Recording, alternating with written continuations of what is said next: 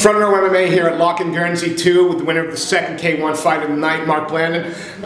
How pleased are you with that performance? I trained to finish him, and that's what I came and did, and that's happy with me, you know. You showed an all-round striking skill set there. You didn't just work the head. There were some vicious leg kicks, some great shots to the body. What was your game plan coming into this? First round, just tap away at the legs, you know, just tap him a bit and see what pace, because you know, you see what hurts him, what gaps he's got, and notice he didn't have his hands down, so not wild head kicks, put a couple in there, see what he did.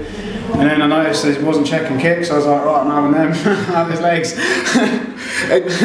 I mean, you did some damage to his leg as he checked it. And after the fight, you went immediately over and. That's the way to do it. It's, you know, at the end of the day, you don't not like the guy. Obviously, when you're in there, it's a fight, things happen, but there's no, you know, everything happens in there. That's how I did the seal of the ring. That's what we do. Everything happens in the ring. That's it. Game over after. Because we're MMA based, I'm not as fluent in sort of the K1 and Thai side of things, because it's an element of what we're into. You say that you train Thai, and you fought K1, but you're training Thai as well. Is there an evolution between fighting K1 and fighting Thai? Or are they completely different? I see it as a step down, really. But saying that, that was we had to fight pro rules with knees to the head, and we're allowed spinning back fists. And some depends where you fight. Some places don't allow the knees to the head, and whereas Thai boxing more traditionally you get the elbows and the knees. But you know, that's not until you get sort of pro rankings, really. But yeah, I expected to have to wear shin pads and stuff, and I was pleased that we didn't have to, because you know, it's sparring, he's on, it's a fight, and they want to step it up a notch, don't you? And the thing about Thai and K1 fighters, I think, more so than guys who are just doing the MMA, is you guys stay a lot more active. When are you hoping to get back into the ring or the cage? As soon as possible, because we've got the small islands and stuff, you don't get so many fights, you know, it's quite hard to get fights, but I know there's definitely some in October. We've got some inter-club stuff, just, you know, like, some sparring different people, really, but yeah, it's hard with the islands and stuff unless you start going away, but you know, you got, obviously it's because you're not pro, you've got full-time jobs to do, and it's hard, you know, but that's good. Like what we do, Pisces is such a great crowd, it's like homely there, you know, it's really good, everyone trains hard.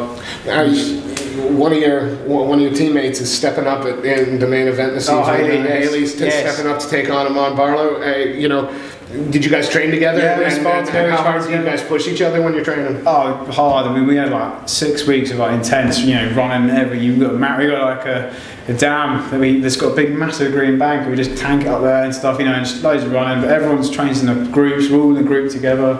It's good out, everyone's chilled out in the back, everyone's happy, but everyone's beasts, we all train really hard. Were you at the first lock-in? No, I wasn't, no. So how do you rate this event, and how you've been treated as a fighter? To be honest, all the fight nights I've done is the best one. You treated, you know, picked up from the airport, everything. The hoodies, t-shirts, the best size locker rooms you've ever had in a fight, everything, you know. And we've got VIP passes, yeah. It's worth doing it just for that, you know. I want to let you go so you can go celebrate with your team and then go and watch the rest of the fights. But before I do, is there anybody you want to give a shout out to? Anybody you want to thank? I'll just thank you to Andy and Natalie Sellers of Pisces Gym for all the training, all the group I train with. It's such a brilliant group, and more fights in the future. I'm sorry, I always do this. I say it's my last question. So, what did you rate to the? How did you rate the crowd? Oh, loud. I've got booed a lot. I was Jersey, Guernsey, so I found it funny. Fantastic. Look, it was a great performance. I mean, again, it was well-rounded. You mixed it up, and you finished with some brutal low strikes as well. Yeah. And then amazing. Thank you very much for your time. Thank you.